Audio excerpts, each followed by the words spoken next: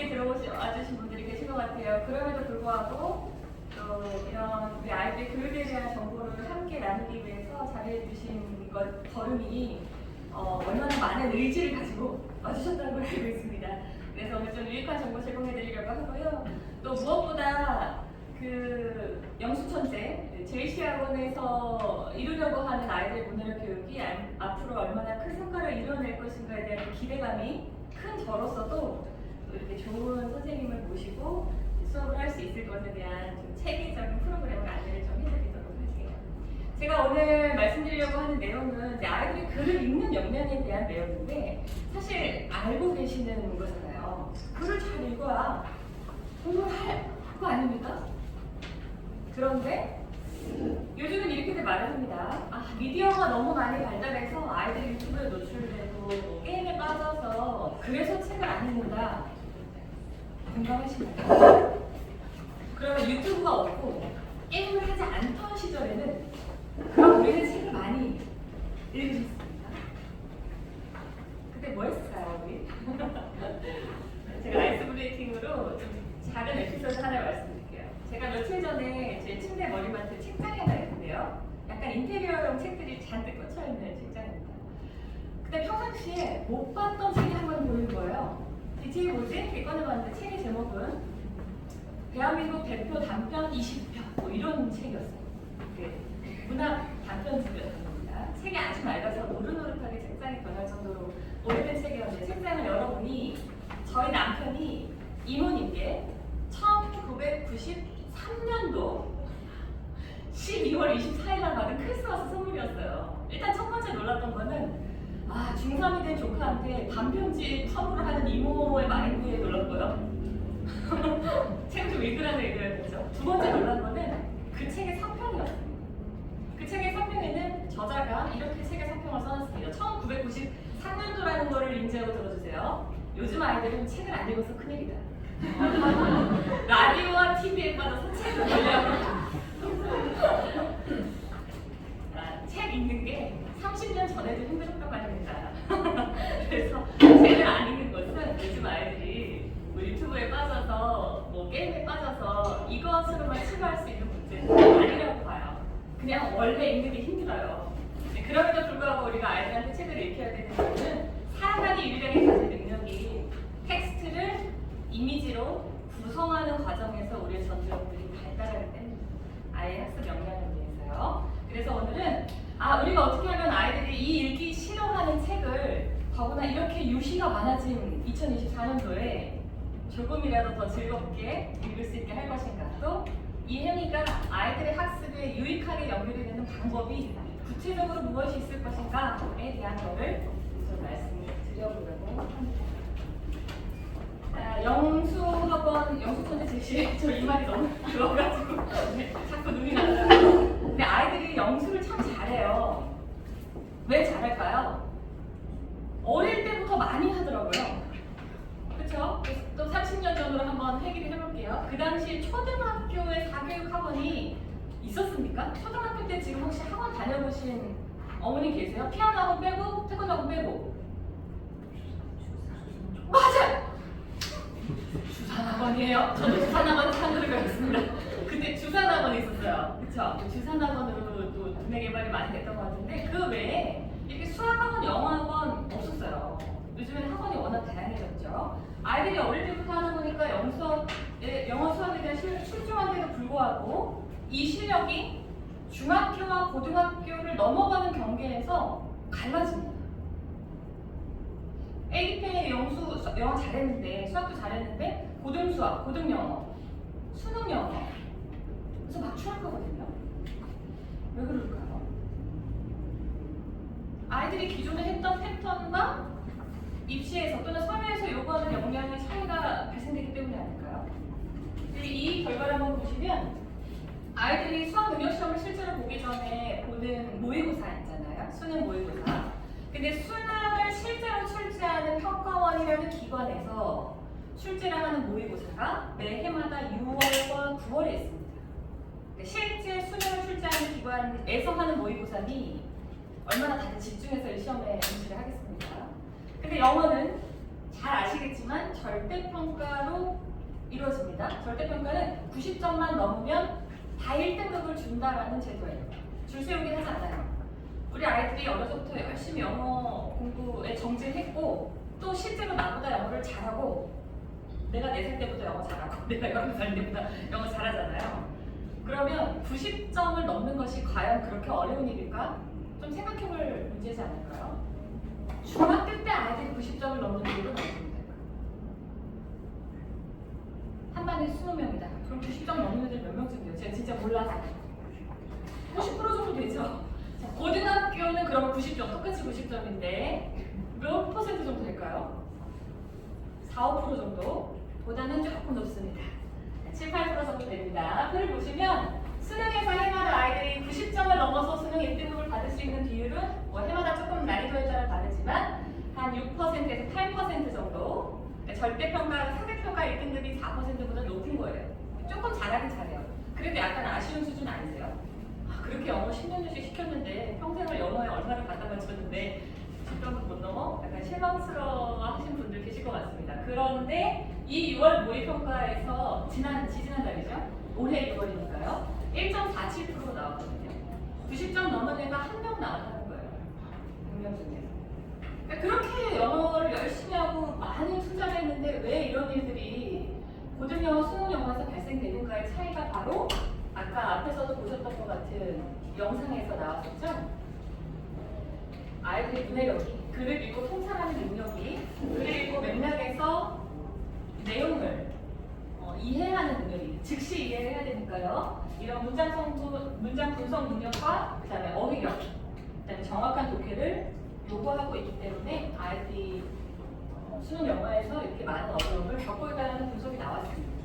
자, 그러면 이 키워드, 문해력이라고 하는 키워드가 도대체 어떤 능력까지를 포괄하는 것인지를 조금 정리해야 될 필요성이 있을 것 같습니다. 왜냐하면 우리는 문해력이라는 단어가 이렇게 유행처럼 번지기 시작한 것이 사실 얼마 되지 않았습니다.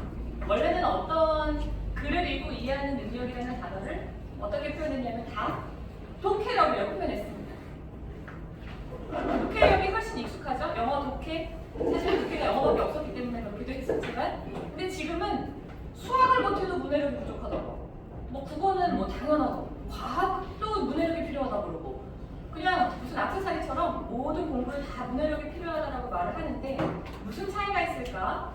한번 궁금해서 찾아봤습니다. 우리 네이버가 있으니까요.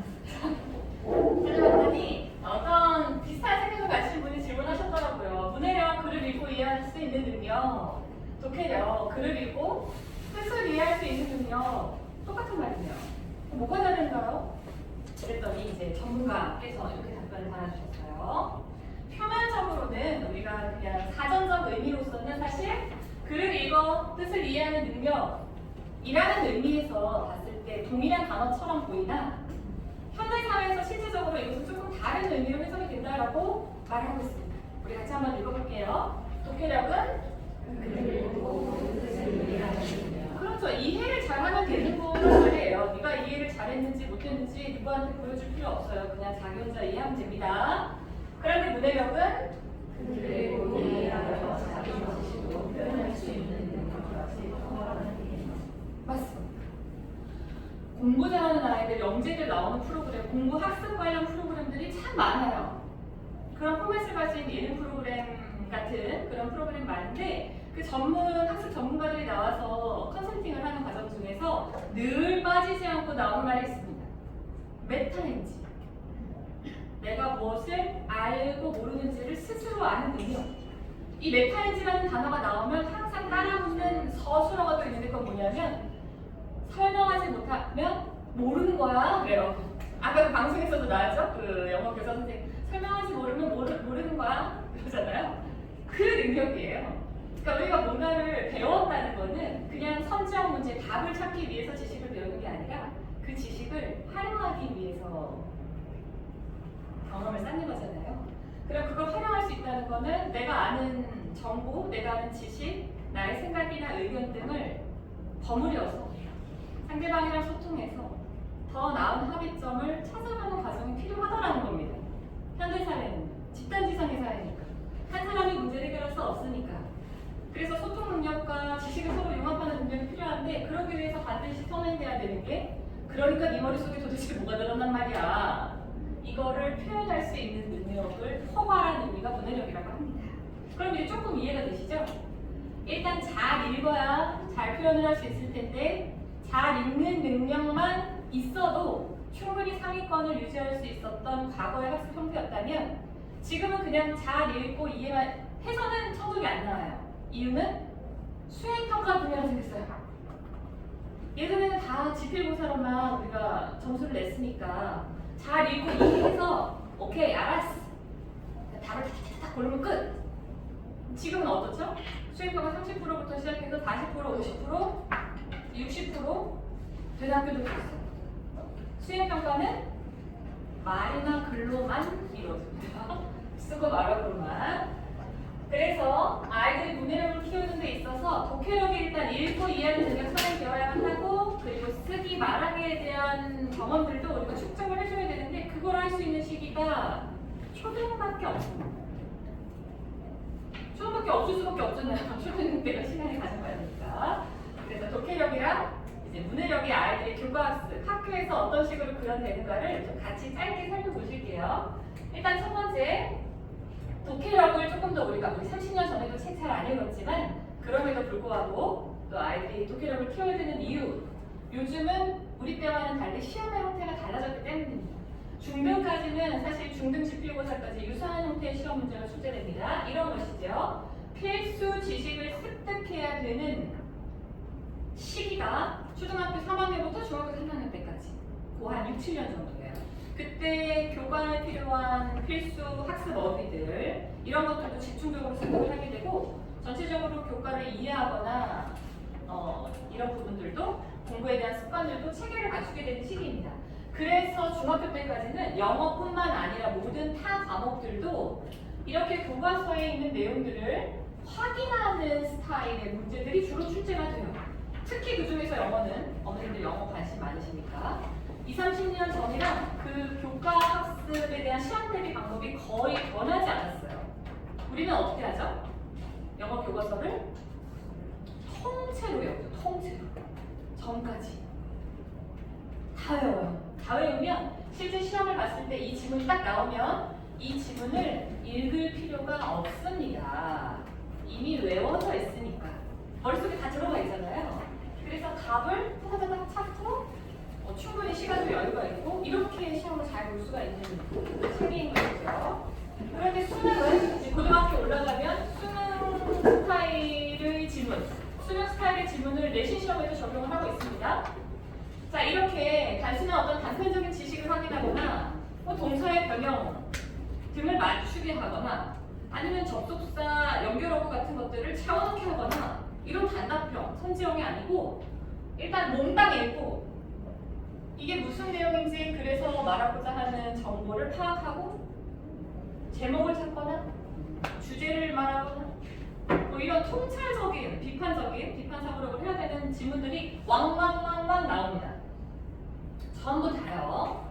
자, 우리가 문제 해결력을 키워야 되는 수능에서는 이런 단편적인 지식의 문제를 묻지 않고 지문의 긴 지문 전체를 읽게 한다는 의미에서 그런 관점에서 봤을 때 아이들이 긴 글을 얼마나 빠른 시간에, 제한된 시간에 잘 읽을 수 있느냐에 대한 능력이 필요할 것이죠. 근데 우리는 긴 지문을 읽는다 그러면 주로 국어만 떠올리시거든요. 그리고 실제로도 뉴스에서도 국어 비문학 지문의 난이도 때문에 아이들의 대학 강락이 좌우된다 이런 기사들이 많이 적어졌을 거예요. 그래서 제가 국어랑 영어를 조금 비교해서 얼마나 많은 비문학 지문들이 등장하는지를 한번 분석해 볼게요. 수능 국어는 1교시에 보고 수능 영어 3교시에 보는데 1교시 보는 국어도 45문항, 3교시 보는 영어도 45문항입니다. 자, 영역별을 보면요. 국어에서는 문학 지문에 관련된 문제가 17문항, 17문제가 등장을 하고 그 다음에 지금 계속 문제가 된다고 하는 대학의 간판이 바뀐다고 하는 그 비문학 문제가 17문제 나오고 그 외에 이제 화작, 엄매라고 하는 거죠. 문법 문제, 그 다음에 화법 문제 이런 것이거든요. 여기 한 10문항 정도가 나옵니다. 그럼 전체 45문항 중에서 3분의 1 정도를 차지하고 있는 이 비문학 문제, 그나마도 여기에서 출제되는 지문은 3개 정도에 그치지 않는데, 영어는 어떤가 하면 일단 영어는 듣기가 17문제가 나옵니다. 보통 국어 지문을 보시면 국어 영역은 이렇게 긴 지문이 하나가 나오고 거기에 문제가 이렇게 여러 개 달려있는 방식이에요. 긴 지문이 나오고 단어 문제, 대화성 문제들이 이렇게 연결성 있게 문제가 출제가 되는 방식인데, 지문이 고작 3-4개밖에 안 되는데도 여기서 나오는 문제들이 해마다 비문학, 3위 5단계의 1위부터 5위까지 대부분을 차지하고 있단 말이에요. 왜? 얘네들이 안 읽어봤던 지문, 배우지 않았던 지문에 대해서 수련지문에 출제된 걸 그 자리에서 즉시 읽고 문제 해결까지 사고력이 연결이 돼야 되는 것이 그만큼 어렵단 말입니다. 자, 그런데 영어는 어떤가 하면 문학은 없지만 제일 처음에 1번부터 17번까지 듣기 평가가 나오고 난 이후로 나머지 28문제의 대부분이 다 비문학입니다. 글의 목적을 고르고 필자의 주장을 찾아내고 의미를 파악하고 글의 요지를 파악하고 주제를 찾고 제목을 찾고 도표를 해석하고 사실일치를 찾아내고 이런 문제들이 대부분을 차지하고 있어요. 더구나 국어와는 다르게 지문 하나당 문제가 하나씩밖에 없습니다. 여기 어디에 바르게 쓰인 동사의 형태를 고르시오, 네모 안에 알맞은 접속사를 끼워 넣으시오, 이런 문제가 어디 있습니까? 실용문이 중간에 잠깐 한두 문제 정도 나오기는 하지만 문법 문제도 한두 문제 정도 나오기는 하지만 나머지는 전부 다 이런 형태. 빈칸 추론, 이것도 문장을 통째로 넣는 것, 그리고 무관한 문장을 제거하는 것, 내용이랑 무관한 문장을 제거하는 것, 글의 순서를 파악하는 것, 이러한 문제들이 전부 다 아이들의 독해력을 요구하는 문제. 수학도 마찬가지예요. 그 수학학원 보내시면 상담 받으실 때 아이들이 서술형 문제 많이 어려웠다 이런 얘기 들으시잖아요. 이것도 마찬가지로 너무나도 문제가 길어서 이게 내가 이 글을 읽는 수고에 비해서 받을 수 있는 점수가 너무 미약합니다. 아니 이렇게 13줄씩이나 되는 문제를 읽고 하나 열심히 풀었는데 그냥 쉬운 거 하나 풀어도 3, 4점 받는데 이거 5점이잖아요. 독해력이 없는 아이들은 이런 문제를 버리겠죠. 풀기가 좀 어려워지겠죠. 자, 그래서 아이들의 독해력이 중학교 때까지 성적에만 안주하실 것이 아니라 우리가 고등학교를 대비해서 충분히 읽는 경험을 쌓아줘야 된다는 말씀을 드리는 거고요. 두 번째는 이제 아이들의 수업 형태가 예전과 많이 달라져서 우리가 중학교만 되더라도 아이들의 수행평가의 질이나 양이 많이 늘어납니다. 혹시 큰 자녀가 중학교를 이미 지난 학부모님 계실까요? 자녀의 수행평가지를 보신 적이 있으신가요? 어떠셨나요? 쓸 게 굉장히 많다는 느낌 혹시 가지셨나요? 제가 오늘 아이들의 수행평가 시험지를 좀 보면서 아이들의 글쓰기 학습 그리고 말하기 학습이 학교에서 어떻게 이루어지는지 보여드려 볼게요. 일단 2022 교정교육과정에서 이 고교학점제가 가장 큰 화두인데 고교학점제의 키워드는 능동적인 학습자를 양성하는 것이에요. 그래서 아이들이 스스로 누가 이렇게 지식을 주입해 주는 것이 아니라 스스로 학습을 할 수 있는 능력을 갖추는 인재를 키우고자 합니다. 그래서 아이들의 수행평가를 보면 수행평가가 두 가지 양상으로 나타나요. 첫 번째 특징은 학교에서 배운 내용을 잘 요약할 수 있느냐, 그 능력이 있느냐를 먼저 봅니다. 예를 들면 여기 두 번째 줄 같은 데 보시면 이 수행평가는 중학교 2학년 도덕 과목의 프로젝트 수행평가인데 이런 질문이 나와 있어요. 국가의 유형을 구분하여 장단점을 제시하고 그 특징을 기술하라. 자, 그럼 이거는 학교 교과 내용에서 배운 내용이었겠죠. 국가의 유형, 특징 뭐 이러면서 선생님이 쭉 알려주셨을 거 아니에요. 교과서의 내용도 정리하고. 그럼 교과서에 있는 내용을 아이들이 배운 내용 지식을 잘 습득한 것을 요약하고 분석할 수 있느냐에 대한 능력을 평가하는 문항에 들어갔다는 것입니다. 우리가 수행평가 서술 능력이라고 할 때 뭐 아이가 없는 데서 무에서 유를 창조하는 것이 아니라 배운 것을 기반으로 하는구나 라는 걸 하나 알고 계셔야 되고요. 그래서 교과서 역량이 중요한 것이고, 두 번째는 사례를 통해서 시민 불복종 정당화 조건을 확인하여 설명을 씌우라고 되어 있습니다. 이거는 교과서에 어떤 거예요? 시민 불복종 정당화 조건이라는 용어는 배웠겠지만 여기에 새로운 어떤 제시문, 사례를 예시를 주면서 이 글에 대해서 저것이 적용되었을 때 너의 의견은 어떤가? 이걸 묻고 있잖아요. 그러니까 배운 지식도 잘 요약하고 습득할 수 있어야 되고 거기에 나의 생각을 더해서 서술할 수 있는 능력도 있어야 된다는 겁니다. 두 개가 다 있어야 되겠죠. 근데 이 교과학습 능력은 언제 갖춰지는 걸까요? 교과서를 보고 공부를 할 수 있는 능력.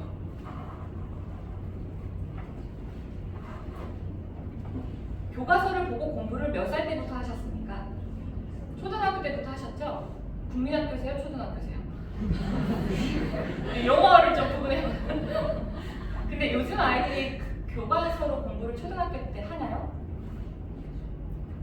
교과서로 초등학교 때 공부하나요? 해요? 교과서가 집에 있어요? 학교에 있어요. 없잖아요. 학교에서는 하죠. 학교에서 교과서를 하죠. 집에서 교과서로 안 하시죠. 어머님들이 국민학교 다니실 땐 하셨잖아요. 교과서. 교과서 예습하셨죠? 교과서 예습의 대표적인 것이 교과서 읽기였어요. 요즘은 교과서가 없어서 읽지 않아요. 아이들이 집에. 자, 요 얘기를 제가 뒤에 할 건데 자, 다른 수행평가도 마찬가지입니다. 학교에서 배웠던 내용을 기반으로 해서 기술하는 거예요. 우리가 초등학교 때 독서논술학원 해보려면 주로 하는 것이 독후감 쓰기, 감상문 쓰기, 줄거리 요약하기 이러한 글쓰기를 요구하는 게 아니라 배운 지식에서 어떤 이슈, 쟁점을 택해서 거기에 대한 생각이나 논리나 사고를 펼치는 글쓰기가 필요하다는 것을 말씀을 드립니다. 자, 그러면 두 가지 제가 말씀드렸죠. 아이들이 공부를 잘하기 위해서 필요하면요. 교과서를 스스로 학습해서 그 내용을 요약하고 기억하고 정리해서 말할 수 있는 능력. 두 번째, 자신의 생각이나 논리를 더할 수 있는 능력, 사고력. 두 가지를 다 키워야 되는데 이것에 대해서 우리 매일 문화센터에서 어떻게 대비를 할지 좀 설명을 드려보겠습니다. 저는 학부모님께 아이들의 체질을 공부 체질로 변화해야 된다라는 말씀을 많이 드려요. 체질이라는 말은 되게 긍정적인 의미를 사실 내포하고 있어요. 예를 들면 살 안 찌는 체질? 너무 좋네요. 동경의 대상. 저는 제가 어렸을 때 살이 안 찌는 체질인 줄 알았는데 살이 찌더라고요. 그래서 어릴 때는 이렇게 말했단 말이에요. 나는 아무리 먹어도 살이 안 쪄 라고 했었단 말입니다. 근데 그렇지 않더라고요. 나이가 들고 계속 똑같은 식습관을 유지하니까 살이 찌더라고요. 그런데 제가 얼마 전에 우연히 그 텐트 밖은 유럽이라는 프로그램에 한가인이 나와서 하는 인터뷰를 잠깐 봤는데 충격을 받았어요. 자기가 라면을 평생에 10봉지 정도 먹었는데 그 중에 3봉지를 그 텐트 밖은 유럽이라는 예능을 찍으면서 먹었대요. 그분도 나랑 나이가 비슷하신 것 같은데 그렇게 얘기를 하더라고요. 제가 곰곰이 생각하는 게 저렇게 예쁘고 날씬한 연예인은 그러면 어릴 때부터 엄마가 너 연예인 할 거니까 라면 먹지 마 라고 해서 라면을 안 먹었을까? 싶은 거예요. 라면을 별로 안 좋아하는 애들이 가끔 있어요. 물을 유난히 많이 먹는 애들도 있어요. 그리고 걸으라고 그러는데 굳이 뛰는 애들 있어요. 살 안 찌는 애들. 그럼 우리가 그런 습관을 잘 되게 관찰해보고 그럼 내가 살 빼려면 라면 국물 좀 줄이고 밥도 좀 통곡물로 먹고 그 다음에 버스 정류장 좀 걸어 다니고 이렇게 하면은 관리가 되겠죠? 공부 잘하는 체질은 그럼 어떤 게 있을까요? 많이 보셨죠?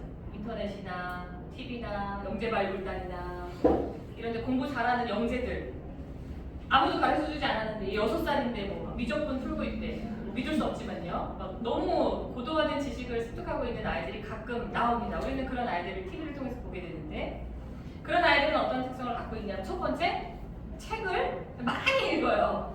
책을 많이 읽습니다. 그리고 책을 자기가 재밌어하는 책을 많이 읽는 거예요. 엄마가 읽으라고 한 책을 많이 읽지 않습니다. 자, 그럼 점검 1. 우리 아이들은 자기가 좋아하는 책을 읽게 놔주는가? 자기가 좋아하는 책이 없어서 일단 문제이긴 하지만 엄마가 사다 준 책을 읽게끔 하는가? 그러니까 책을 고르는 주체가 누군지를 한번 점검해 보자는 거죠. 답변 안 하셔도 괜찮습니다. 두 번째, 그 영재발굴단에 나오는 영재들은 책을 많이 읽은 다음에 무엇을 하죠? 떠들어요. 엄마한테. 누가 제발 좀 내 얘기를 좀 들어주소 이러면서 엄마 퇴근하기만 오매불만 기다렸다가 엄마 있잖아. 내가 오늘 천왕봉이 어디 있는지 알겠는데 막 이러면서 자기가 알게 된 지식을 말하는 것을 너무너무 즐거워합니다. 메타인지 앞에서 말씀드렸던 단어에서 자기가 아는 것을 설명할 때 이 지식이 훨씬 더 머릿속에 각인되고 오래 장기 기억으로 전환이 되는 특성을 가지고 있습니다. 그럼 우리 아이들이 뭔가를 읽고 또는 학습을 했을 때 그것을 말할 수 있는 기회가 주어지는가? 있나요? 그보다는 대부분은 문제집을 사주시지 않을까? 무공비 사다 주시고 내 아이가 공부 다 해서 그럼 채점을 해주시죠. 그것도 굉장히 중요한 역할이지만 그 사이에 우리가 학습에 대한 대화를 얼마나 아이들이랑 나눌 수 있는가는 좀 현실적으로 봤을 때 어려운 문제인 것 같습니다.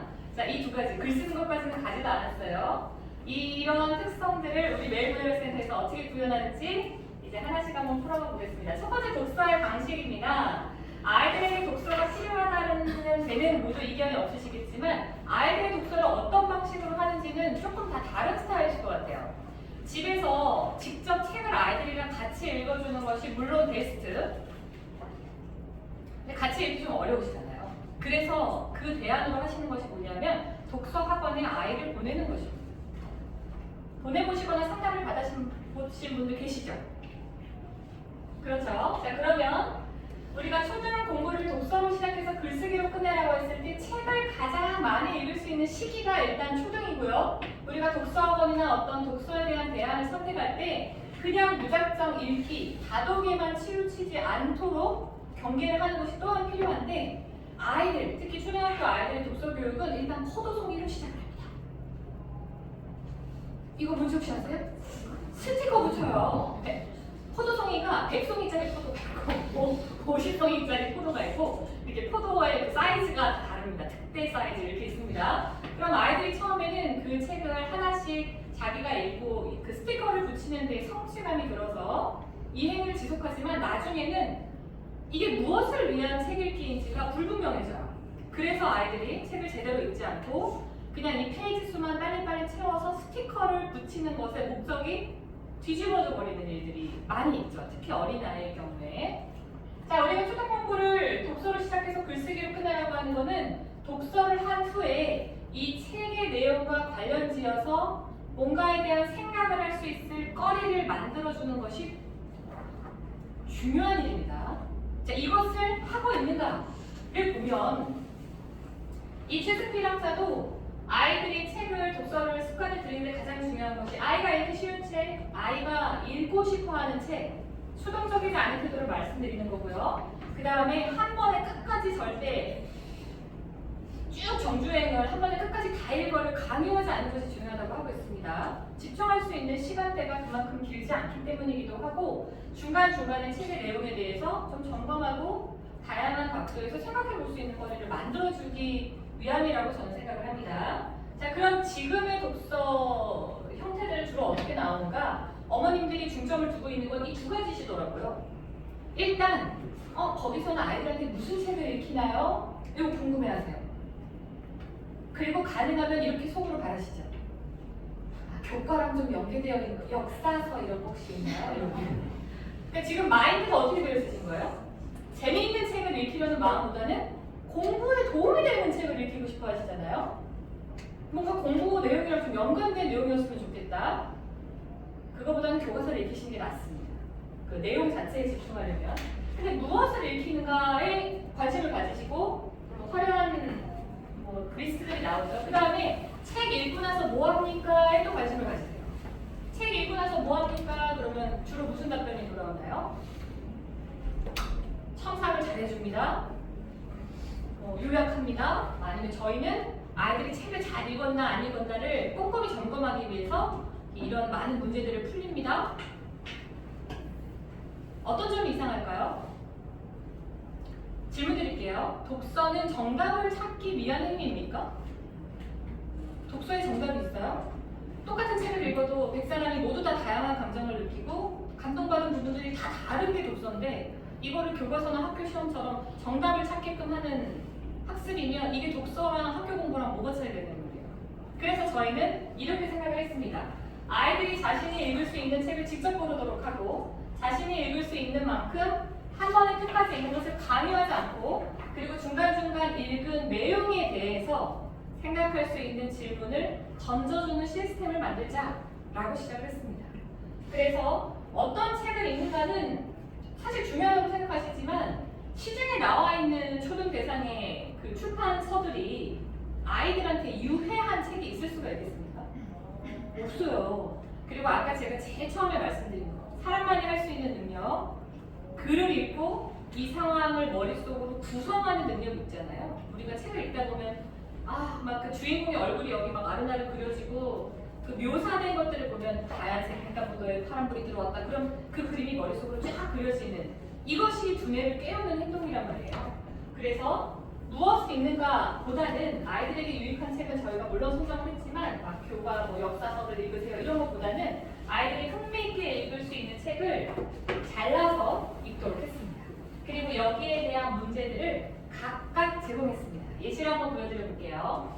수일이와 수일이라는 책은 초등학교 5학년 국어 교과서에 실제로 수록이 된 책입니다. 초등학교 5학년이 자녀를 두셨거나 아니면 5학년이 지나는 자녀가 있으시면 이 책의 제목을 들어보셨을 수 있어요. 혹시 들어보신 분?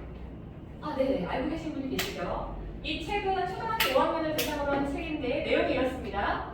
수일이라고 하는 아이의 손톱을 먹은 쥐가 수일이로 변신을 합니다.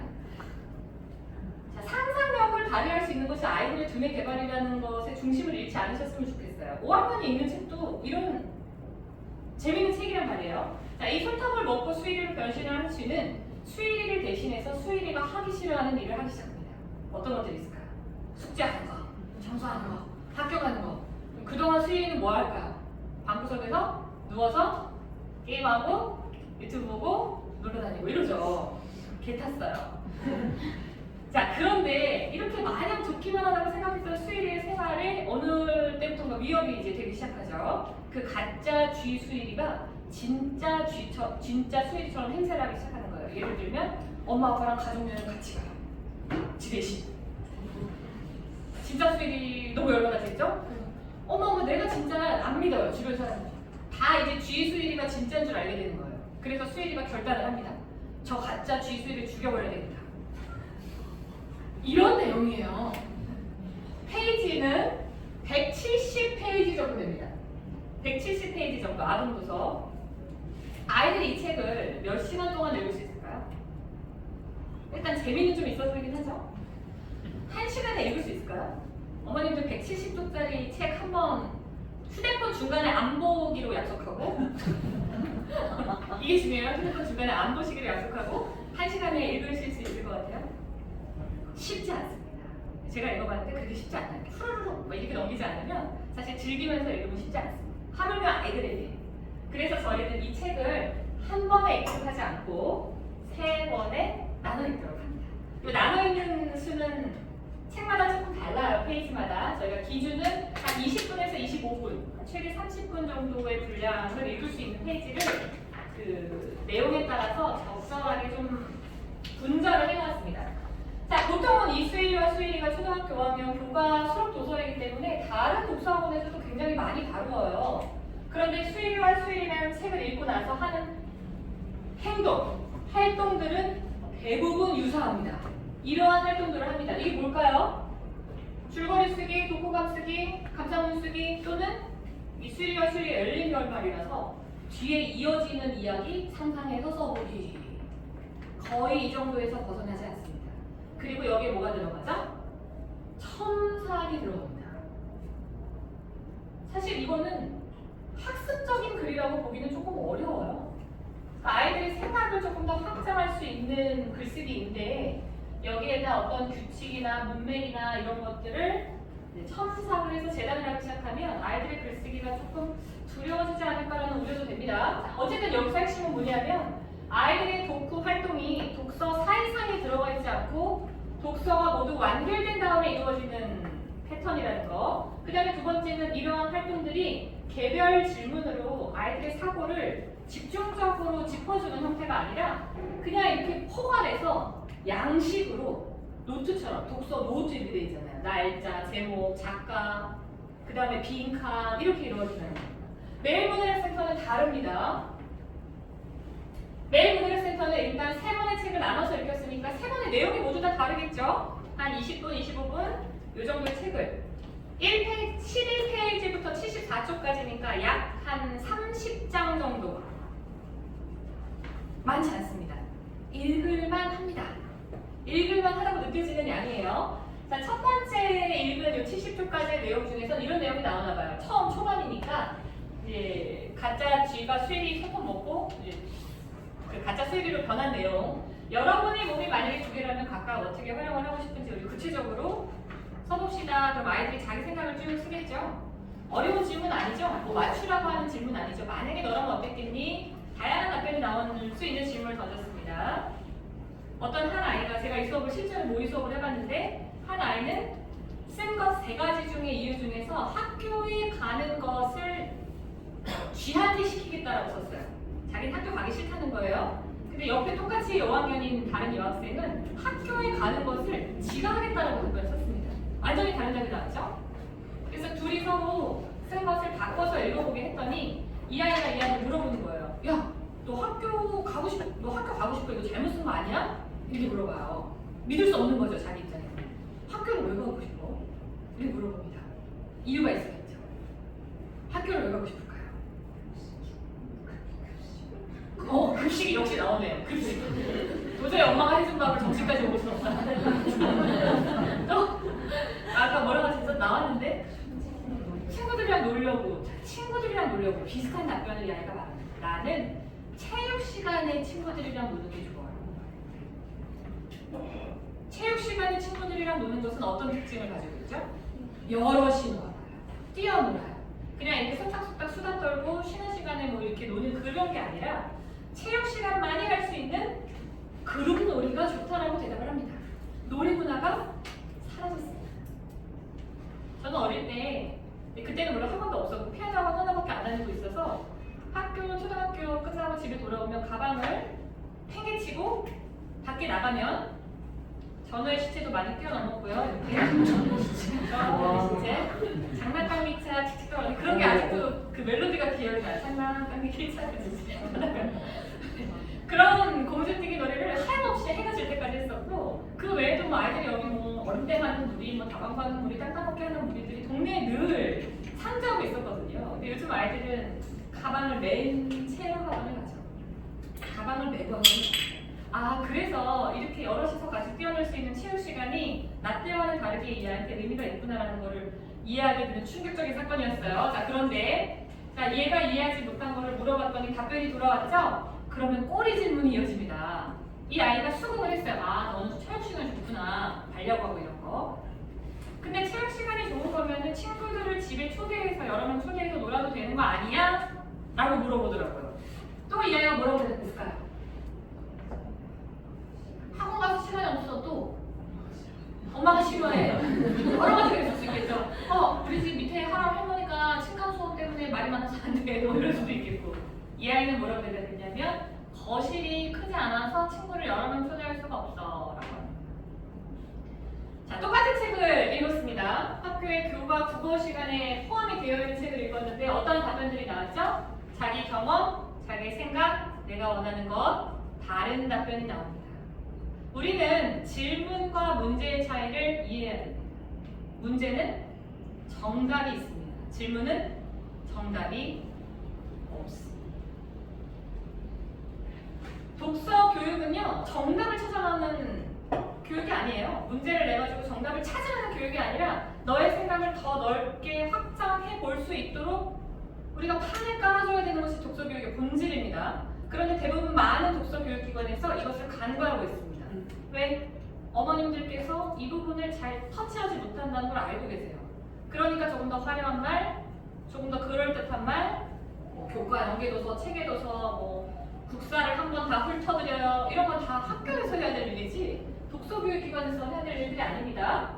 자, 이제 첫 번째 1회차가 이렇게 내용이 들어갔고요. 2회차 75쪽부터 135쪽까지네요. 이것도 마찬가지로 한 60쪽 정도 되죠. 한 30장 정도. 20, 30분 분량. 여기엔 이런 내용이 나오다 봅니다.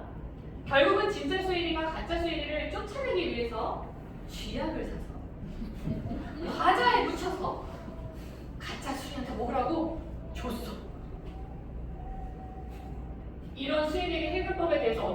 하는지 너희 주장 알겠는데 아니 질문만 들어도요 너무 재미지지 않습니까? 자 이거는 또 아이들마다 다 다른 답이 나오겠죠. 어떻게 생각하세요? 얘가 지금 나의 그 존재 자체를 부정하는 위치까지 막 올라오고 있잖아요. 죽여버려야죠. 어떻게 하는 게 좋을까요?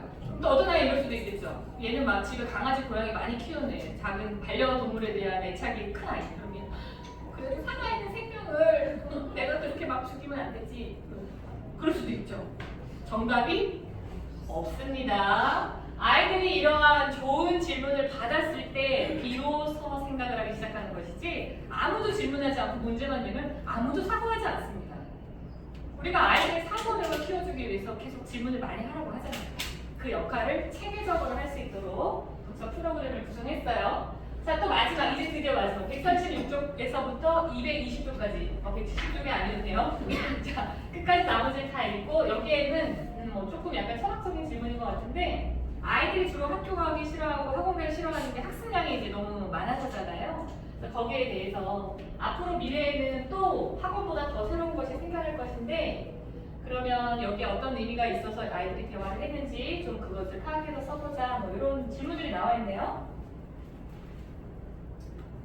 검은 고양이 방울이는 주인에게 버려진 뒤 들고양이로 살면서 이게 내 진짜 모습이야 라고 말해요. 이 장면에서 작가가 전달하고 싶었던 메시지가 무엇일까 한번 생각해 봅시다. 자, 이 책의 내용과 관련해서 좋은 질문들을 지금 보시면 질문이 많나요? 하나, 두 개. 이 정도 있죠. 그러니까 문제를 수거 문제, 서로 문제 이렇게 푸는 공부 방식의 독서가 아니라 아이들이 생각하고 말하고 표현하는 것들을 키워줄 수 있는 독서로 저희는 이 구성을 잡았습니다. 그리고 난 뒤에야 비로소 우리가 독서록을 쓰죠. 이러한 과정이 없이 책 읽자마자 바로 감상문 써봐, 독후감 써봐 이렇게 하다 보니까 뭐부터 써야 될지도 모르겠고 무엇이 재미있었는지도 떠올리기가 어려운 것입니다. 충분한 재료를 준 다음에 아이들의 활동이 이루어질 수 있도록 모든 도서를 이와 같이 구성을 했어요. 책을 읽는 시간이 적정할 것, 아이들이 집중할 수 있는 적정할 것, 한 20분이나 30분 정도 내외가 되도록. 물론 이제 1, 2학년 저학년의 도서 같은 경우에는 그림책 위주이다 보니까 좀 한 번에 다 읽을 수 있는 책들이 있습니다. 그런데 4학년만 돼도 글밥이 상당히 많아지거든요. 그래서 이렇게 설계해서 아이들이 활동과 독서, 질문과 생각을 고르게 확장할 수 있는 독서 시스템을 가지고 있고요. 여기에 보시면 매일 문학센터의 사고력 독서 활동의 특징이 아이들의 흥미와 자발성을 존중한다는 것, 1대1 수업으로 이루어진다는 겁니다. 내가 읽고 싶은 책이 네가 읽고 싶은 책이랑 같을 수도 있지만 다를 확률이 더 높잖아요. 그러니까 아이가 읽고 싶어하는 책을 선택하는 독서가 독서 교육이고요. 그 다음에 가장 큰 거는 이 부분이죠. 스스로 독서를 할 수 있는 양만큼 그리고 또 중간중간에 생각할 수 있는 질문거리들을 다양한 독서 활동으로 인해서 증진시킬 수 있는 방법으로 만든 수업입니다. 아이들이 수업으로 할 수 있는 책의 도서는 292권이 총량입니다. 저희가 양서를 선정을 해서 한 학년에 한 50여 권 정도를 탐구하고 이렇게 질문하고 생각하고 말해볼 수 있는 수업용으로 제작된 각각의 개별 활동지가 구성된 책이 292권이고요. 그 다음에 아이들이 또 그냥 읽고 싶은 책을 쭉 집중해서 몰입해서 읽기를 원하는 아이들도 있잖아요. 그런 분야에서 읽을 수 있는 카테고리도 시간 가는 줄 모르게 뭐 술술 읽혀요. 슬기로운 학교생활, 아니면 내가 바로 명탐정 범인은 당신 이런 식으로 카테고리를 뭐 인문, 사회, 과학, 역사 이렇게 구성을 한 것이 아니라 재미있는 표현을 써서 아이들이 읽을 수 있는 책에 대한 전자도서가 또 700여 권 준비되어 있습니다. 수업을 위한 책은 오프라인 도서로 있는 것이고요. 이거는 집에서든 학원에서든 충분히 집중해서 읽을 수 있는 집중 도서용으로 700권 해서 총 1000권의 책으로 아이들 수업이 진행됩니다. 독후활동 같은 경우에도 앞에 보였던 수리와 수리 보셨지만 이렇게 책마다 내용이 다 다르고 있는 주제가 다르기 때문에 다양한 형태로 아이들 흥미 있는 독후활동을 돕도록 디자인되어 있다는 점 차이점이고요. 자, 이제 두 번째는 제가 앞에서는 좀 자세히 말씀을 드리진 않았지만 그 수행평가를 보여드렸잖아요. 그 수행평가에 보시면 아이들의 학습적 글쓰기가 필요한데 주로 논설문, 설명문, 뭐 기사문, 안내문 이런 것들, 홍보문 이런 글들입니다. 비문학적인 글쓰기예요. 어머님들께서 우리 자녀가 이런 비문학적 글쓰기가 많이 부족하구나라고 깨닫는 시점이 생각보다 상당히 늦습니다. 왜냐하면 글을 온전하게 이제 뭔가를 쓰는 행위들이 주로 중학교에 올라가서야 발생이 되고 초등학교 답변이나 수행평가는 좀 단답형으로 주제 한 줄 쓰세요 그럼 끝 이런 구성이 주로 많아요. 근데 중학교 수행평가부터는 인과가 들어가죠. 그럼 이런 글쓰기 역량을 어디서부터 키워야 될까 연구를 좀 해봤더니 지금은 수행평가가 점점 강화되고 있어서 집필고사를 100점을 맞더라도 수행평가는 점수 단위가 크잖아요. 한 번에 막 10점, 5점 이렇게 되어 있잖아요. 그래서 감점이 몇 개만 쭉쭉 돼도 집필고사 100점 맞은 우리 아이의 평가 성취도가 B로 내려앉아버리는 일들도 있고요. 또 반대로 집필고사는 좀 80점대 후반으로 간당간당하게 A를 좀 못 받았지만 수행평가를 점수를 잘 받아서 이게 또 역전이 되는 경우들도 되게 많다고 하시더라고요. 수행평가 그만큼 중요하다는 거예요. 100점이 크니까. 그런데 초등학교 국어 교과서의 컨텐츠를 보시면 이 쓰기에 대한 단원이 있어요. 근데 그 단원이 어떤 프로세스로 구성이 되어 있냐면 1, 2학년 때는 주로 문장을 구성하는 성분에 대한 것을 집중적으로 합니다. 뭐 주어, 목적어, 뭐 부사, 뭐 동사 이런 것들을 잘 조직하는 능력, 그 다음에 이렇게 잘 조직하기 위해서 좀 풍부한 표현력, 의성어의 활용이나 의태어의 활용이나 또 약간의 맞춤법 같은 것들을 주로 하죠. 1, 2학년 때는 그냥 보기까지만 하는 거예요. 3학년이 되어서야 비로소 문장과 문장 간의 연결성을 염두한 글쓰기를 하기 시작합니다. 그래서 3, 4학년 때 주로 많이 하는 것이 상상 이야기 글쓰기, 아니면 앞의 이야기나 뒤의 이야기를 연결하여 글쓰기, 아니면 동시 같은 것들을 패러디해서 이런 패러다임들을 아이들이 익히는 이런 글쓰기를 주로 하게 돼요. 문장의 구성력이 아니라 문단의 연결성을 익히기 위해서입니다. 이렇게 4년 정도의 글쓰기를 충분히 해야지만 그 다음에 우리가 일반적으로 생각하는 글쓰기인 개요를 잡아서 글을 쓰고 무언가를 설명하거나 논리를 펼치거나 근거를 대거나 이런 논리적인 글쓰기에 진입을 할 수 있게 되는 것이 5, 6학년이 되는 거예요. 토익 토론도 그래서 5학년 때부터 나옵니다. 그럼 아이들의 글쓰기에 대한 경험이 일상화되어야만 할 텐데 우리 아이들이 글쓰기를 이제는 일기 쓰기조차도 하지 않습니다. 일기 쓰기가 사생활을 침해한다고 해서 안 한대요. 그러니까 저는 잘 모르겠어요. 이게 그 틀린 말은 아니잖아요. 사생활을 침해까지 모르겠지만 어쨌든 사생활을 엿보는 거니까. 그래서 교육적 목적이 좀 혼선이 되는데 일기조차도 쓰지 않고 이제 뭔가 정형화된 이런 글쓰기가 많이 좀 사라진 시대이다 보니까 아이들이 글쓰기를 두려워하는 것이 문제인 것이죠. 그래서 저희는 이 학년별 글쓰기의 체계를 분석해서 여기에서 아이들이 충분히 글쓰기를 할 수 있는 소재를 연구했습니다. 혹시 블로그나 SNS 컨텐츠 제작 하시는 분 계세요? 하지만 보기는 많이 보시잖아요. 우리가 일상 블로그 같은 거 하더라도 그러면 공통적으로 나오는 것이 우리가 뭔가 컨텐츠를 창출하고 생산할 때는 이걸 꾸준히 지속적으로 해야 된다고 해요.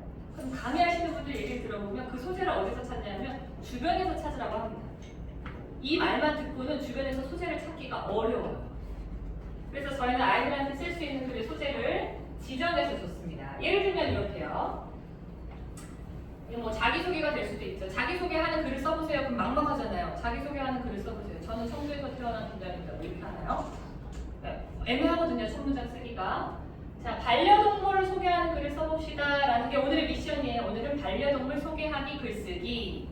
책 읽기 글쓰기랑 달라요. 소재가 주어져 있으니까 그 소재에 알맞은 글을 써야만 합니다. 형식적으로도 그렇고. 그럼 아이가 이제 못 쓰겠죠. 그래서 저희가 이 아이가 글을 쓸 수 있는 재료를, 문장을 구성할 수 있는 재료를 이렇게 펼쳐줍니다. 이렇게요. 자, 첫 문장은 우리 집 반려동물은 내가 집에 도착했을 때 어떻게 반겨줘? 라는 질문을 던지는 거예요. 그러면 뭘 할 수 있게 되죠? 구체적인 상황을 떠올릴 수 있게 되죠. 독서랑 글쓰기는 똑같아요. 질문을 던지면 비로소 생각하기 시작합니다. 자, 그럼 학교에서 집으로 돌아가면 우리 집 강아지가 푸르르 달려나와서 바뀌어줘요. 우리 집 고양이가 도도하게 나를 쳐다보면서 인사해준다. 우리 집 햄스터가 뽀로로 쳇바퀴를 돌리며 나를 반겨준다. 저기에 있는 걸 하나 골라서 그대로 쓰라는 것이 아니라 이러한 예제를 보면 변형이 가능해지죠. 우리 집 강아지는 쪼르르 달려나와서가 아니라 맞아, 우리 집 강아지는 대굴대굴 부르면서 나를 반겨주지. 이렇게 변형이 가능해지죠. 문장을 구성할 수 있는 키트를 다양하게 제공해줘서 아이들이 그 중에서 자기 상황에 맞는 문장을 선택할 수 있도록 하는 방식입니다. 자, 그 다음 두 번째 문장은 우리 어떻게 써볼까? 내가 반려동물한테 인사를 하면 반려동물은 나한테 어떻게 인사를 하지? 나도 같이 인사를 해주면 반갑다고 꼬리도 치고 왜 이제 왔냐는 듯이 고개도 갸웃거리고 또 이런 재료들을 제공해주면 이 중에서 자신이 가능한 문장을 선택해서 변형할 수 있습니다. 자, 이렇게 해서 5개의 문장으로 된 우리 반려동물 소개하기 글이 완성이 된 문장들이 재료가 구성이 되면 맨 마지막에 이 문장을 한번 정리하면서 자신만의 글을 완성해 갈 수 있는 글쓰기 방식입니다. 자, 이 글쓰기 방식의 가장 핵심은 뭐냐면 이렇게 접근하기 쉽고 아이들이 충분히 구성할 수 있는 이런 문장의 키트들을 얼마나 자주 할 것인가가 문제인 거예요. 저희는 학년별로 96편씩의 소재를 마련했습니다.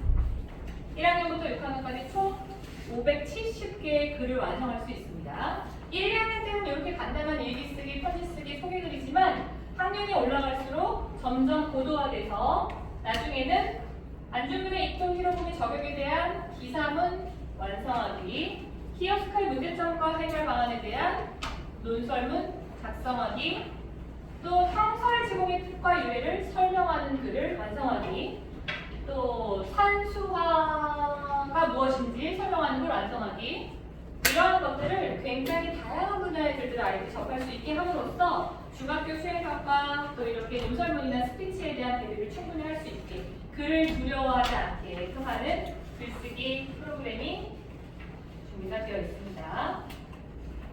자, 이제 마지막입니다. 이게 가장 중요한데요. 어쨌든 우리 아이를 이제 공부 체질로 변화시키려고 한다면 결국은 학습적으로 공부를 할 수 있는가 없는가가 제일 중요하잖아요. 앞에 있는 독서나 글쓰기는 조금 더 긴, 먼 미래를 위해서 우리들이 기본적으로 갖춰줘야 될 역량이고 공부는 초등학교, 중학교, 고등학교 때 직접적으로 필요한 역량이니 이것에 대해서 어떻게 해결을 할지를 말씀을 드리겠습니다. 교과서 읽기 힘이라는 책이 있습니다. 되게 스테디셀러였어요. 이 책에서 뭐라고 하냐면 아이의 공부 그릇이 만들어지는, 공부 그릇의 크기가 키워지는 것이 결국은 이 골든타임이 초등식이라는 것을 다시 한번 강조하고 계시고 그 다음에 그 방법으로 교과서와 독서를 꽂고 있습니다. 독서에 대한 얘기는 앞에서 충분히 해드렸고요. 자, 그럼 교과서 공부를 어떻게 할 것인가? 교과서 공부를 어떻게 시키실 것인가에 대해서 한번 생각을 해보도록 할게요. 우리가 교과서를 집에 가져다 두지 않기 시작한 이후로는 아이들이 집에서 교과서를 학습하는 일이 없어졌어요. 교과서에 관련된 문제집은 풉니다.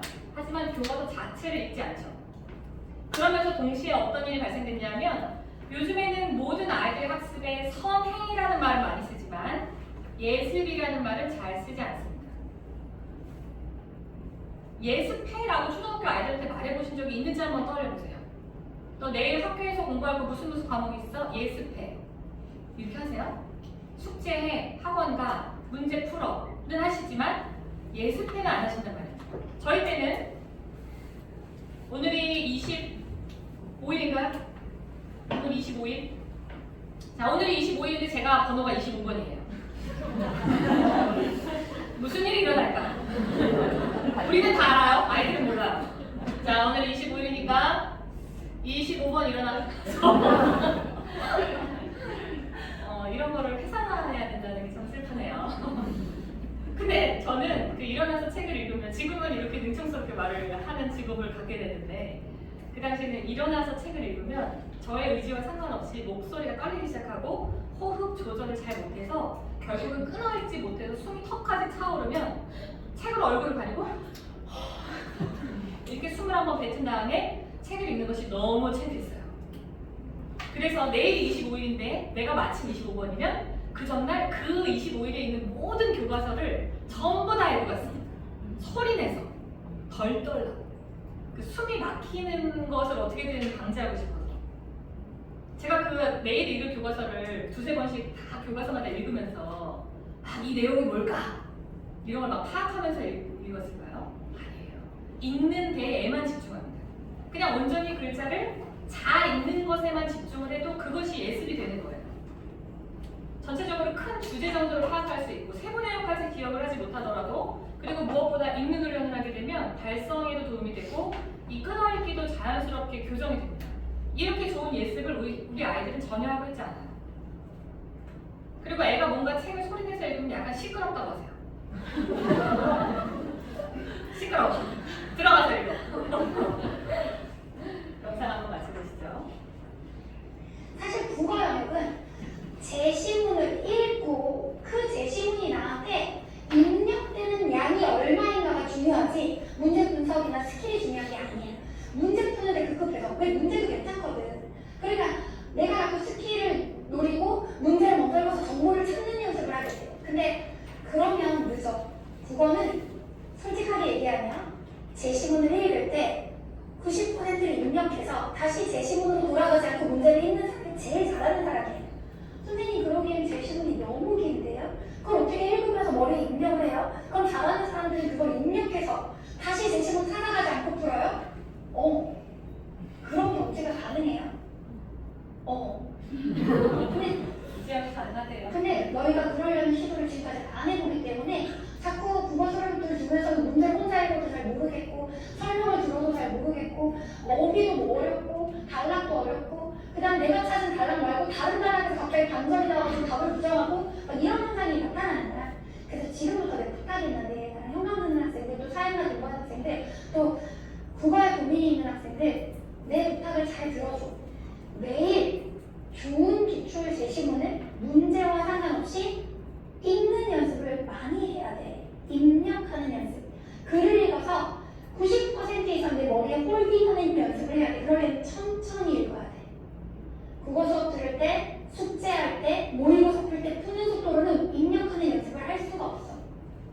기출 제시문은 선생님 이 문제 제가 다 알아가지고 답도 외우고 있는데요. 더 이상 풀 문제가 없어서 무슨 문제 풀어요가 아니라 그건 답을 외운 건 문제 스킬을 한 거지 그 제시문을 내가 생으로 입력하는 연습을 해본 게 아니야.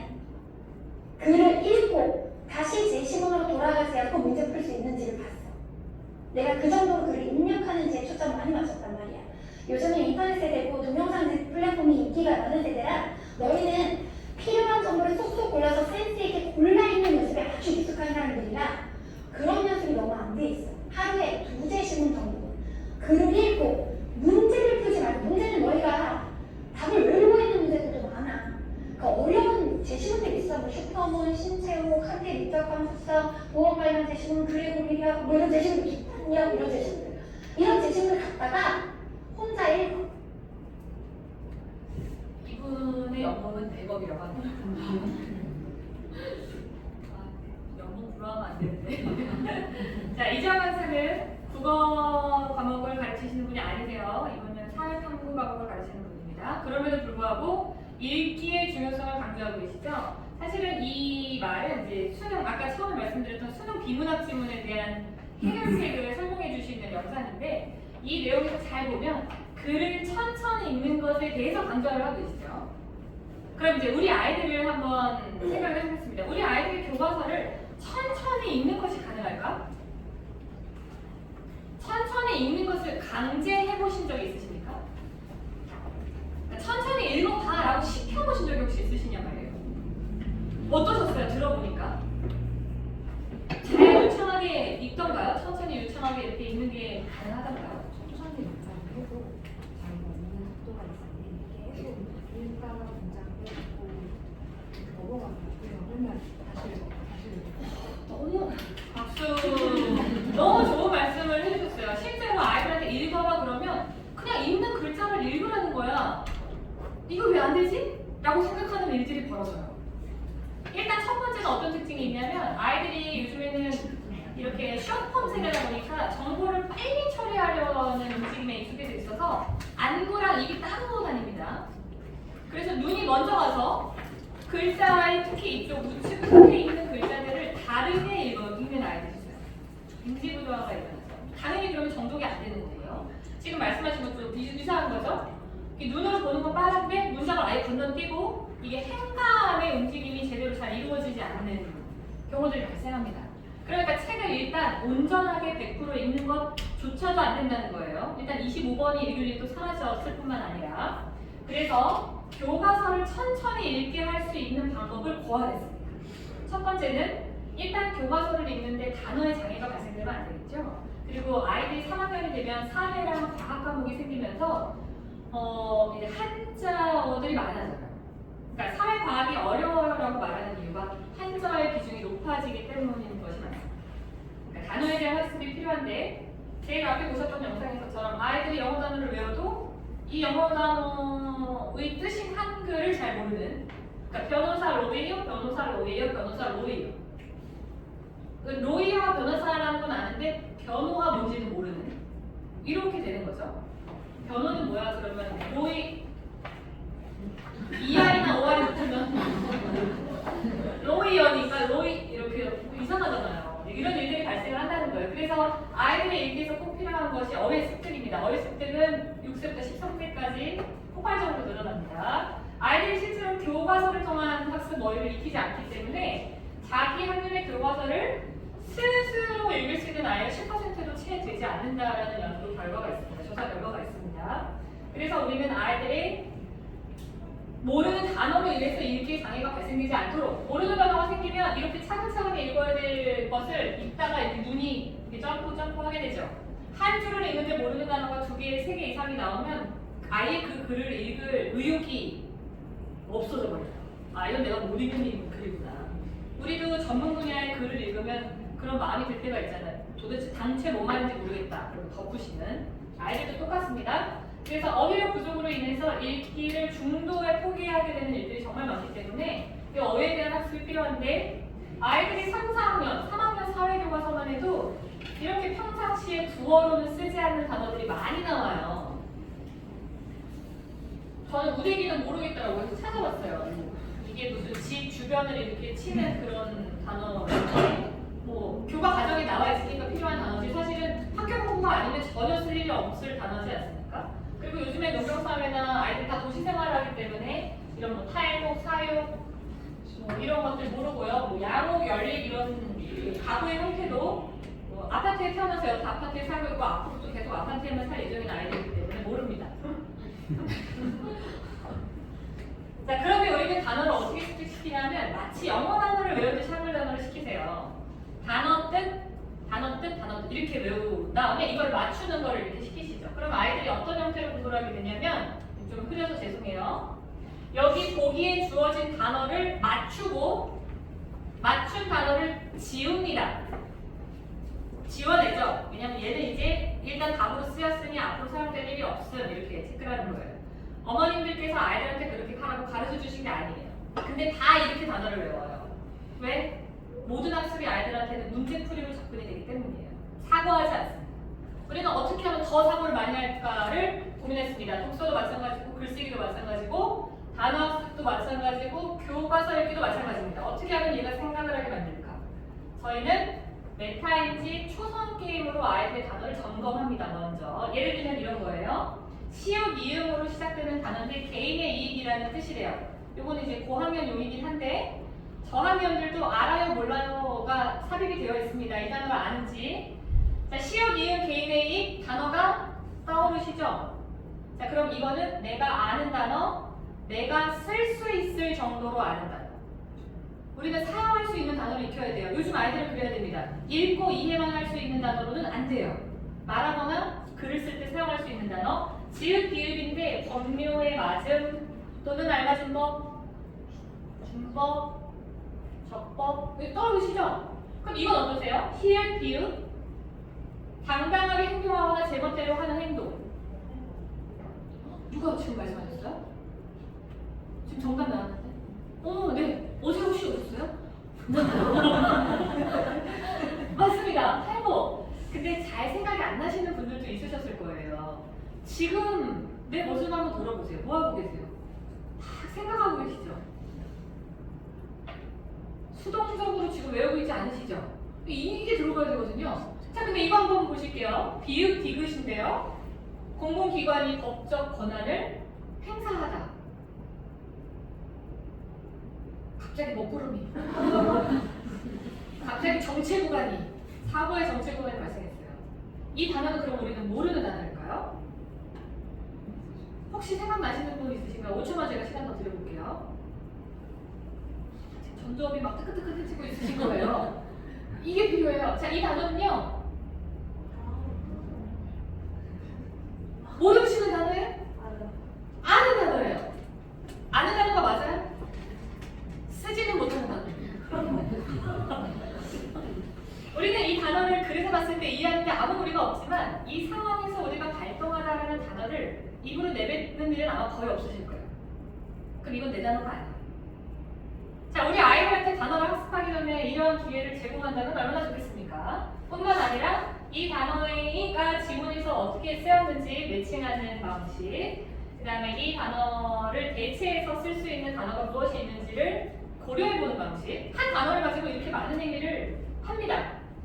그 다음 마지막으로 이 단어가 가지고 있는 어떤 뉘앙스, 예를 들면 활보라는 말에는 좀 무례한 의미가 포함이 되어 있다. 활보하고 다니고 있어 라고 할 때 항상 부정적 의미는 아니지만 무례한 의미가 내포되어 있는 상황에 쓰여지는 단어이죠. 이런 것들은 사실 아이들이 단어를 많이 다양한 상황에서 접해보지 않으면 체득하기가 어려운 일거든요. 아까 제가 어머님께 체질이라는 말은 칭찬의 의미입니까 욕입니까 했을 때 다 칭찬이지라고 하셨잖아요. 어디서 배우셨어요? 아니에요. 우리가 살아오면서 그런 단어를 긍정적인 상황에서 접한 기억을 가지고 계시는 거예요. 그래서 아이들의 단어를 이러한 방식으로 학습하게끔 하기 위해서 교과서에 나오는 단어는 교과서 내에서 문장으로, 내용으로 익혀야 되잖아요. 그래서 국어, 사회, 과학에 포함된 어휘들, 이 아이가 단어를 아는지 모르는지 메타인지로부터 시작해서 각각의 단어들을 하나씩 체크하고 점검하는 방식의 학습 스타일을 구축했고요. 그 다음에 중등으로 올라가게 되면 지금 보신 것처럼 수능 비문학 어휘들을 조금 더 딥하게, 깊이 있게 학습을 할 수 있는 방법으로 구성이 되어 있습니다. 단어가 제일 중요하니까 읽기에서. 자, 그 다음에 이제 본격적으로 읽기를 할 때 어떤 방법을 하는 것이 초등학교 아이들한테 필요할 것인가. 첫 번째는 낭독입니다. 제가 앞에서도 말씀드렸던 것 같은 반드시 의미를 해석하고 기억하려고 애쓰면서 하지 않아도 괜찮습니다. 초등학교 때는. 우리가 어떤 스포츠나 뭐 운동이나 악기를 처음에 배우실 때 기본 액션들이 있죠. 기본 동작. 골프 처음에 배우실 때는 7번 걸 가지고 똑딱이 한 달 치셔야 되고요. 수영 배우실 때도 발차기만 또 한참 하잖아요. 근데 우리가 점점 스킬이 고도화되면 그 기초적인 방법을 더 이상 하지 않을 수 있는 시점이 와요. 여기에 해당하는 것이 끊어읽기입니다. 초등학교 때 끊어읽기. 제가 25번이 했던 것 같은 끊어읽기. 자, 이 끊어읽기를 어떻게 하면 아이들이 실제로 할 수 있게 할까요? 어머니께서 만약에 집에서 아이들의 교과서를 읽기를 시켜주신다면 자, 나 한 줄, 너 한 줄, 나 한 줄, 너 한 줄 이렇게 읽으면 아주 확실한 방법이 되겠지만 사실 그런 방식으로 매일 2, 30분씩을 할애하실 수 있는 건 좀 여건이 어렵죠. 그래서 그 방식을 아이들이 할 수 있게끔 하자에서 구하는 것이 따라읽기 방식이에요. 자, 앞에서 기억하실지 모르겠지만 제가 문해력과 독해력의 차이 뜻을 우리 한번 같이 읽어보실까요? 라고 했을 때 제가 아무런 지휘나 박자를 맞추라고 하지 않았음에도 불구하고 어머님들께서 모두 다 한 목소리로 같은 부분에서 끊어서 읽었다는 걸 기억하십니까?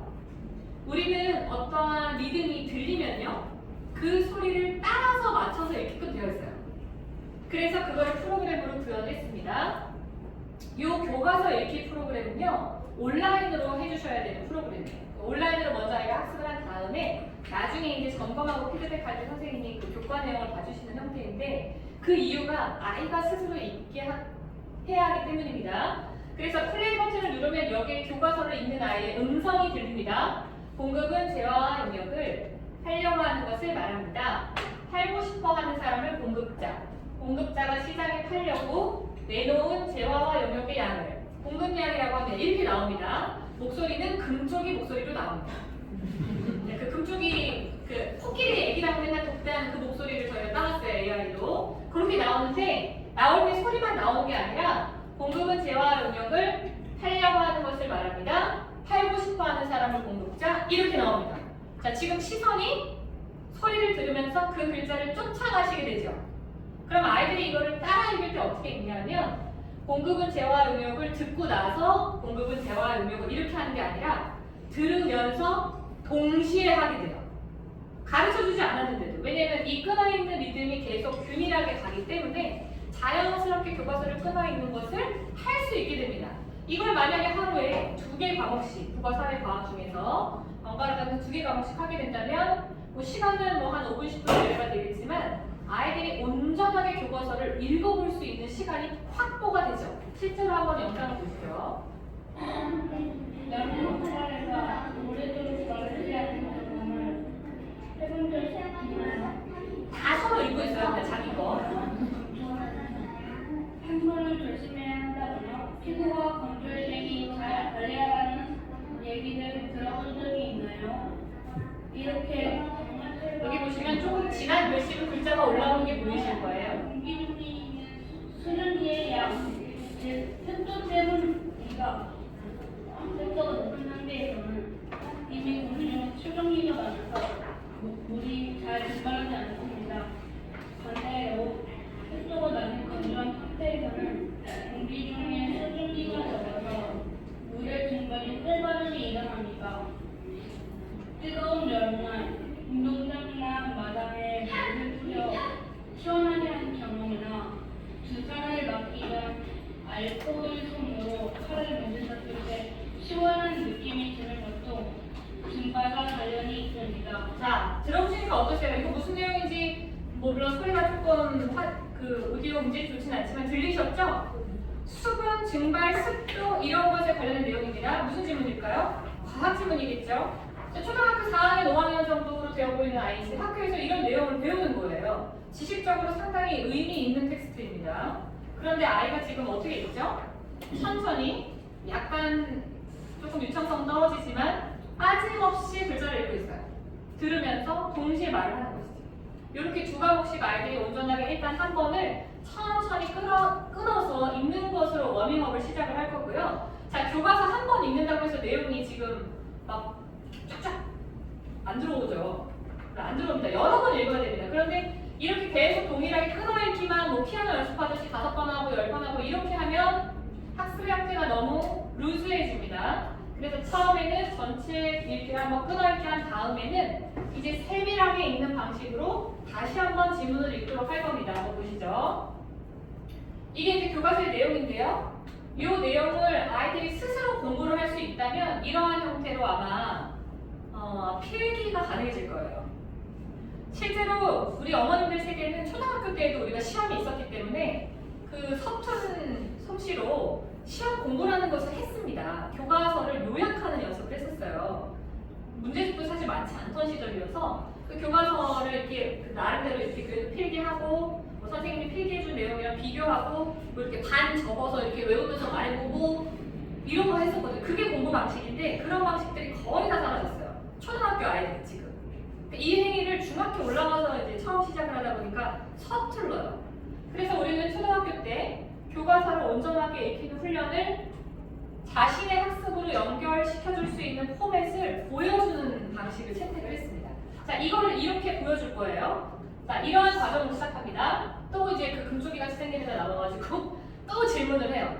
매일 문해력센터는 독서에도 질문이 들어가 있고 글쓰기에도 질문으로 시작하고 교과서도 질문으로 학습을 합니다.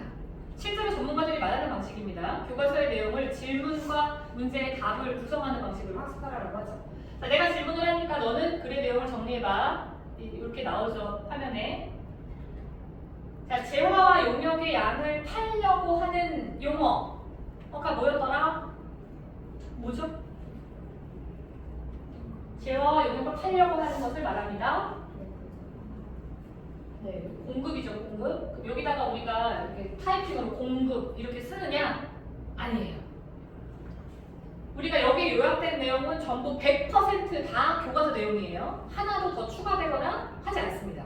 그대로 왜냐면 중요한 내용만 선별해서 추려서 쓸 거니까. 그러니까 여기에 있는 내용은 여기에 있단 말입니다. 여기를 눌러요. 여기 눌러야 여기 답이 이렇게 쫙 들어가요. 공급이라고 해요. 그러니까 우리가 알고 있는 배경 지식으로 지문을 쳐다보지 않고 그냥 답을 이렇게 써버리는 일을 하지 않게 하기 위해서 교과서 안에서 내용을 다시 한번 점검해 보라는 교과서 회의를 하기 위해서입니다. 계속 가볼게요. 자, 그럼 시장에서 물건의 가격이 오를 때마다 이 공급량의 변화의 원칙은 어떻게 된다고 했어? 그럼 이걸 대답을 해야 되는데 대답을 손으로 하는 게 아니라 찾아보세요. 어디 있나? 이제 쭉 해서 찾아보면 여기서부터 나오죠. 여기 공급자는 공급량을 어떻게 결정할까요? 그럼 여기 밑에 나오는 내용일 거 아니에요. 근데 얘가 먼저 나왔어요. 이거 어딨지? 이렇게 쭉 읽어보다가 그래서 시장에서 물건의 가격이 오르면 공급량이 늘어나고 가격 내리면 공급량이 줄어드는구나. 가격이 오르면 공급량도 증가, 내리면 공급량도 감소. 이 내용을 클릭합니다. 그러면 답이 여기 들어가요. 뭐 하려고 이렇게 하는 걸까요? 교과서를 꼼꼼하게 읽어보라고. 교과서에서 중요한 내용을 뽑아내라고. 왜냐면 이 내용이 이제 우리가 요약해야 되는 요약 내용으로 들어갈 거니까요. 자, 이렇게 대답을 하면 이 내용을 이제 이렇게 쓴다라고 하는 거를 보여주면서 학습을 정리합니다. 여기 이제 칸을 눌러보면 우리가 아까 대답은 이렇게 했지만 구어체로 했지만 우리가 노트 정리를 하거나 시험 공부하고 이렇게 능동적인 학습을 할 때는 요약체를 사용하죠. 자연스럽게 이 형태를 눈으로 익히게 되겠죠. 우리가 누구한테 가서 노트 필기 할 때는 요약체로 하는 거야. 이거를 배워서 아는 게 아니라 이 프로그램을 통해서 교과서 읽기, 교과서의 내용을 간추리는 방법, 제목을 달고 세부 내용을 쓰는 형태 이런 것들을 익히게 됩니다. 왜냐면 우리는 매일 이걸 2과목씩 할 거거든요. 최소 일주일에 3번. 2과목씩. 그럼 6개의 텍스트 지문을 읽는 셈이 되니까 절대로 작은 양이 아닙니다. 자, 이렇게 해서 다 하고 나면 이제 아이한테 최종적으로 보여줍니다. 우리가 읽은 지문, 글자 굉장히 많아요. 이 중에서 중요한 내용을 뽑아봤어요. 질문과 대답하는 질의, 응답 형식을 통해서. 그 다음에 이 내용은 우리가 실제 필기를 하거나 학습을 할 때는 이러한 키워드로 압축하는 거야를 시각적으로 보여줍니다. 그리고 다음 학습으로 넘어가면 첫 번째 문제가 이 글의 주제는 무엇입니까? 하나. 충분히 읽고 난 다음에 보통은 문제집의 형태는 어떻게 되어 있냐면 첫 번째 문제가 라이트한 문제가 나와요. 주로 네모칸을 넣는다거나 아니면 용어 정리 같은 걸 한다거나 이렇게 나오는데 저희는 용어 정리는 앞에서 충분히 하고 단어 학습에서 교과서를 읽었으면 파악해야 되는 가장 근본적인 학습의 스텝은 주제는 무엇입니까죠? 이거를 위해서 여러 번 읽은 거죠. 그리고 나오는 문제들은 이제 조금 나와요. 선지형 문제, 한 서너 문제 정도. 우리가 아이들한테 문제를 많이 풀게끔 하려는 게 아니라 아이가 잘 읽게끔, 천천히 읽게끔, 빠짐없이 읽게끔, 요약하면서 읽게끔 하는 장치를 실제로 만들기 위해서 이 부분은 온라인 학습으로 채택을 했습니다. 자, 그래서 정리를 하면 매일 문해력센터가 다른 독서 논술학원과의 가장 큰 차이점은 아이들이 실제로 공부하는 방법을 익힐 수 있는 공부법에 대한 콘텐츠가 잘 정비되어 있다는 특징이고요. 독서와 글쓰기는 유사한 듯 보이지만 매일 문해력센터만의 독서 방식, 아이들의 사고력을 긁어줄 수 있는 질문 방식, 이게 근데 사실 이 말을 많이 쓰시긴 하세요. 뭐 한그루타 방식이니 뭐 딥러닝 방식이니 뭐 슬립러닝 방식이니 많이 하시는데 그게 약간 공허할 때도 있습니다. 실제로 구현은 되지 않았는데 그냥 포장만 그렇게 된 원들도 있어요. 근데 이거를 완전히 체계화했기 때문에 또 저희 선생님께서 훨씬 더 확산해서 발현을 해주시게 되면 아이들이 즐거운 독서 수업이 이루어질 것이라고 기대를 하셔도 좋습니다. 글쓰기도 마찬가지입니다. 그냥 베껴쓰기 아니면 선생님의 첨삭에 의존한 그 수동적 글쓰기가 아니라 아이들이 능동적으로 글을 쓸 때 하는 행위. 우리도 만약에 뭔가 글을 하나 써야 된다고 하면 직원들한테 새해 인사 문구를 좀 보내야 되겠네. 그러면 빈종이 촥 내놓고 막 이렇게 쓰지 않으시죠? 참고할 만한 문구들을 수집하십니다. 글쓰기가 원래 그래요. 왜냐면 우리는 문예 창작과 보내려고 하는 게 아니에요. 아이들 뭐 작사 작곡가 만들려고 지금 글쓰기 요구하는 거 아닙니다. 학습적인 글쓰기. 회사에서도 마찬가지입니다. 회의록을 써야 된다거나 기획서를 내야 된다거나 그럼 백지 쫙 펼쳐놓고 막 안 씁니다. 참고할 만한 템플릿을 찾아서 그 다음에 목차 먼저 잡고 그 다음 내용을 구성하죠. 이게 글쓰기의 기본이거든요. 그래서 그런 기본 글쓰기를 실질적으로 구현을 하였다라는 것이 내일 문해력센터에서 체계화되고 구조적인 아이들의 독서 습관 공부 습관을 갖출 수 있는 방식이고요. 책을 천천히 재미있게 나눠서 읽는 것이 필요하고, 그 다음에 이 문해력, 실제적인 문해력, 학습 문해력을 키우기 위한 글쓰기를 아이들이 생각하고 쓸 수 있도록 이제 구조적으로 갖춰놨다는 거. 그 다음에 학습에서 가장 중요한 이 공부법의 사유서는 교과서 어휘, 그 다음 천천히 읽는 것, 그 다음에 다시 읽는 것, 그리고 요약을 하는 것입니다. 이 다음이 문제풀이 시험 이런 것들이 들어가는 거지, 이 과정을 생략하고 문제만 풀게 한다거나 이 과정을 생략하고 수업만 듣게 한다거나 이러한 방법으로는 중고등학교 때 스스로 살아가는 학습자가 될 수가 없습니다.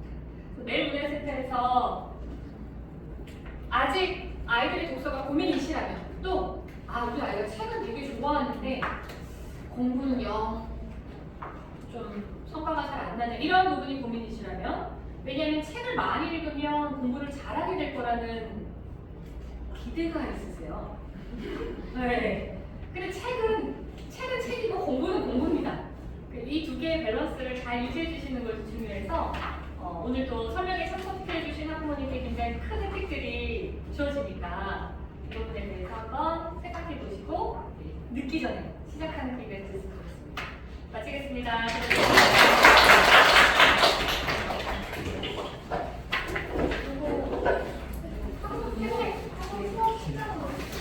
수업 시간이요.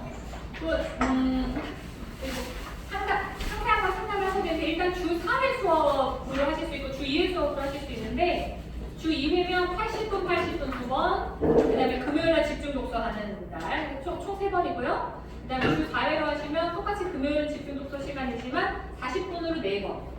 총 수업 시간은 똑같아요. 근데 그 상세 시간은 한번 좀 저희가 상담을 하면서 자세히 설명해 드릴 거고요. 이제 저희가 이렇게 말씀하셨던 이런 프로그램이랑 선생님 수업을 아이 한 명 한 명 개개인을 만든 테스트 진행을 하고 상담을 진행하면서 우리 아이가 지금 잘 읽어내고 있는지, 이해를 하고 있는지, 그 이해할 걸 바탕으로 학습에 연결시켜서 잘 해내고 있는지를 먼저 분석을 하는 과정이 필요하고요. 그 분석을 하고 나서 아이한테 맞는 수업을 저희가 소개를 해드릴 수 있을 것 같아요. 그래서 오늘 여기 참석해주신 어머님들을 저희가 무료 테스트 상담을 진행을 하고요. 등록 여부 상관은 없으니까 여러분이 부담 없이 우리 아이가 지금 힘들게 공부하고 있지는 않는지, 잘 이해를 하고 있는지 점검 차원에서 저희 테스트가 굉장히 자세하고 정확해요. 그래서 우리 아이가 어떤 거를 잘 읽고 싶어하고 어떤 게 흥미가 있는지, 그런 독서 지수나 이런 것들도 저희가 정확하게 다 분석을 해드리니까요. 그걸 바탕으로 설명을 내 아이에게 맞춤으로 들으시는 게, 그리고 거기에 이제 맞는 수업을 안내를 받으시는 것이 좋을 것 같아서 이렇게 이제 테스트 상대한 학원으로 문의 주시면 저희가 일정 잡아서 한 분 한 분 다 설명을 자세히 드리도록 하겠습니다. 그리고 오늘 오셔서 이렇게 테스트 상담 진행하시고 10월 안에 등록을 해주시면 저희가 이제 아이들 학습 첫 시작이 조금 더 어머님들이 기분 좋게 시작하실 수 있게 이벤트를 50% 원카드를 이제 10월에 하시는 분에 한해서 저희가 준비를 했으니까요. 많이 관심 가져주시고 부담 없이 아이들 학습 과정을 문의 주시면 감사하겠습니다. 저희 지금 다음 주 월요일부터 수업을 시작 가능하고요. 그 안에 아이들이 이제 가능한 시간을 테스트는 온라인으로 진행을 하기 때문에 부담 없이 미리 진행을 하시고 어머님이랑 저희 이제 선생님 상담 따로 잡아서 분석을 해드리도록 하겠습니다. 오늘 이른 시간에 나오셔서 이렇게 긴 시간이면 끝까지 잘 감상해 주셔서 너무 감사합니다. 감사하셨습니다.